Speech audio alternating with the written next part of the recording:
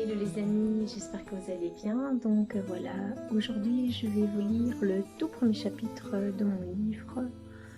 Donc pas le livre sur le Reiki et la préservation de la planète, car ça je l'ai déjà lu, mais celui sur ma vie.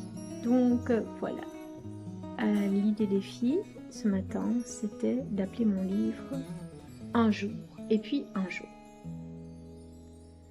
Et donc, mes filles, c'était trop sympa, m'ont proposé de faire la couverture et le quatrième de couverture si je souhaitais. Donc c'est gai, ça prend forme tout doucement. Donc, et puis un jour. Donc je vais vous relire d'abord l'introduction. Pourquoi ce livre? Je rêve depuis toute petite d'écrire un livre. J'écris depuis toujours et cela m'est agréable et aisé. J'écris pour mettre de l'ordre dans mes idées et lâcher un passé ou un présent pesant. J'écris aussi pour que mon présent prenne forme. Au fil des événements, ce besoin de déposer s'est fait de plus en plus pressant et m'a permis de me lester d'un poids. En 2019, un événement décisif a touché ma famille et a fait basculer le cours de ma vie. Mon cœur de maman a été touché, brisé. Je vais vous en parler plus loin. Cet événement, étalé sur plusieurs mois, m'a obligée à prendre enfin les rênes de ma vie en main. Pourtant des événements secouants, j'en ai connu plusieurs, comme nous tous. Mais il y eut un jour décisif où pendant cette épreuve, je me suis enfin aimée pour de vrai et j'ai été plus conciliante avec moi-même. Et cela m'a permis de trouver ma mission de vie en accord avec mes valeurs et oser rêver grand et fort. J'écris aussi dans le but éventuellement d'aider les autres et pourquoi pas de leur apporter de la lumière sur leur chemin. Pendant longtemps, j'ai cru que si je travaillais bien à l'école, j'aurais la vie de mes rêves. Si je suivais la voie de mes parents, j'aurais le bonheur. Je croyais ne jamais vivre certaines choses et pourtant. Mais avant de vous parler de tout cela, je vais vous présenter ma vie.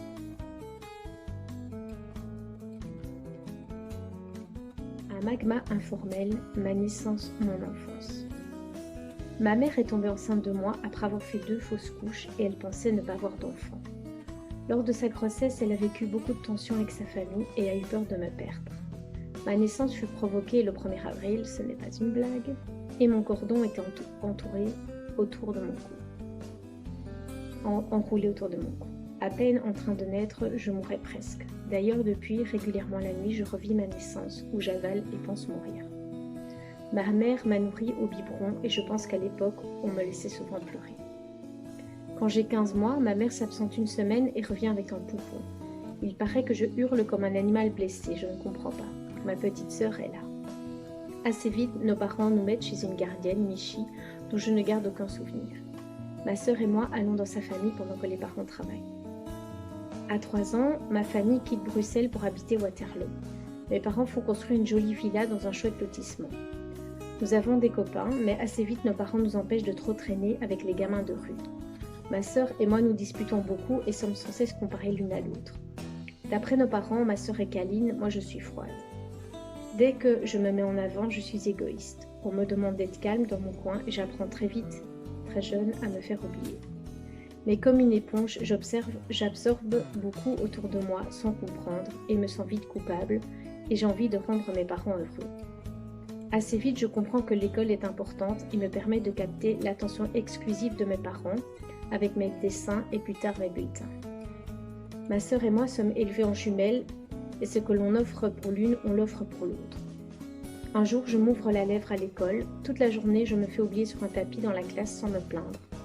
Et le soir, quand mon père vient me chercher, on va vite me recoudre. Et après, je reçois une mini-poupée car j'ai été courageuse, et ma sœur aussi, pour ne pas qu'elle soit jalouse. Je ne comprends pas. J'ai vite l'impression que si je suis le chemin de mes parents, ma vie sera réussie. Et que si je bosse bien à l'école, tout s'ouvrira à moi. Très tôt, je suis tourmentée et me tracasse sur le pourquoi de notre présence sur Terre. Je me plonge dans des angoisses en essayant de comprendre pourquoi nous sommes là, qu'est-ce que le néant. Et quand mes parents partent sans prévenir en voyage, mes angoisses se réveillent et j'ai peur qu'ils meurent. En plus, je les entends souvent dire que la vie est une tartine de merde dans laquelle on meurt. On mord. Lapsus. Le mieux d'après eux est de mourir dans son sommeil et on reste vivant dans la mémoire des autres. Oui, mais je me demande pourquoi et comment on est sur Terre. Ce qui me frappe, c'est que j'ai l'impression d'être la seule à me poser ces questions et j'ai envie de connaître la réponse car alors tout ira, je pense. De plus, très souvent et pendant longtemps, j'ai des angoisses car au moment de m'endormir, je me torture pour connaître ce qu'est le néant. Et à un moment, j'ai une immense conscience du vide et perds pied. alors je crie ou appelle ma sœur ou rejoins mes parents dans leur lit. Ces angoisses vont durer jusqu'au jour où je deviendrai maman. Après, mon sommeil a toujours été particulier, genre des insomnies pendant les examens, sans jamais prendre de somnifères, des rêves très prenants, et à l'adolescence, je me sentais rêver et je pouvais choisir l'orientation de ceux-ci. Et plus tard, j'ai même vécu une sortie du corps. À la maison, on vit de façon économe, on s'habille en grande surface et le coiffeur pour hommes nous coiffe à la garçonne ou au bol. Mon papa est maniaque et il faut éteindre les lampes, fermer les portes. Par contre, mes grands-parents de Bruxelles sont riches. Ils nous emmènent aux eaux d'Anvers, à Plankedal, au musée. De temps en temps, ma sœur et moi dormons dans la cave, qui est un musée de mon grand-père. Ils nous payent de beaux voyages et on reçoit des enveloppes aux occasions. Nos week-ends sont aussi ponctués de visites le dimanche à ses grands-parents de Bruxelles. Je les adore, mais je ne comprends pas pourquoi cela se termine toujours dans les cris et les pleurs. Et malgré cela, nous retournons le week-end suivant, comme si de rien n'était. Très vite, j'apprends à monopoliser la discussion quand il y a une tension, ou faire le clown, ou changer le sujet. Je fais diversion. J'ai envie que mes parents se sentent bien. Je leur dois la vie. Pépé et Mémé, les autres grands-parents, je les vois moins souvent, mais quand on y va, j'adore car il y a une ambiance détendue. Mon Pépé est plus froid, mais se promène parfois avec nous dans les champs. Je me souviens d'une coupure due au Lanzer. Pépé va vraiment me montrer son affection quand je me marierai et aurai des enfants. Par contre, Mémé est très maternelle. C'est aussi la guerre entre eux. Pépé, mon parrain, fait une excellente tarte aux abricots que j'adore, et Mémé, un gâteau avec de la génoise et de la vanille qui est très bon aussi. Par contre, là-bas, on boit de la limonade chaude, du lait de la ferme avec la peau, on mange du bon beurre de ferme, de la viande comme de la langue de bœuf ou du bon roast beef. On voit Pépé faire sa tarte, on l'aide, et parfois il nous emmène au garage où il y a une petite boîte trésor, où il va fumer sa pipe en cachette de Mémé. Et on peut surtout beaucoup regarder la télé en couleur avec plein de chaînes, car à la maison, on n'a que la RTBF et le week-end, ou alors le dimanche chez mes grands-parents de Bruxelles. Je suce longtemps mon pouce et pour me faire arrêter, mes parents me disent que la bosse dessus sera aussi grosse que l'armoire de Madame Annie. N'empêche, pour connaître ma gauche et ma droite, je me réfère toujours à mon pouce et je lasserai aussi mes chaussures très tard. Je commence très jeune des collections d'autocollants, de timbres, de chats, de cochons.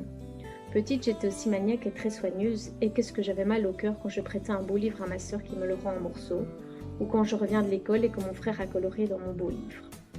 Je me souviens que je décide assez vite de devenir moins maniaque. Sinon, je m'occupe beaucoup seule et dessine, joue à l'école, fais des recettes, joue au Lego, Playmobil.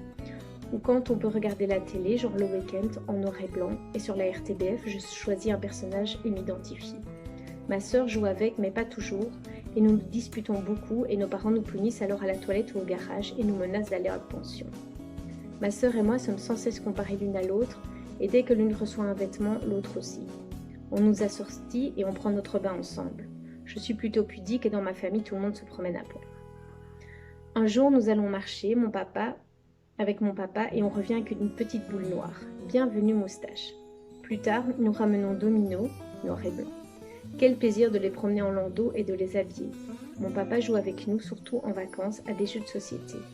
Moi, je lis énormément et d'ailleurs, nous allons à la bibliothèque avec ma maman dans sa petite voiture.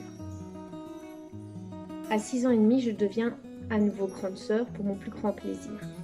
Quand ma maman est enceinte, je donne mon avis sur les différents prénoms et rigole de certains. La naissance de mon frère est magique et cette fois, je peux aller voir ma maman à la maternité.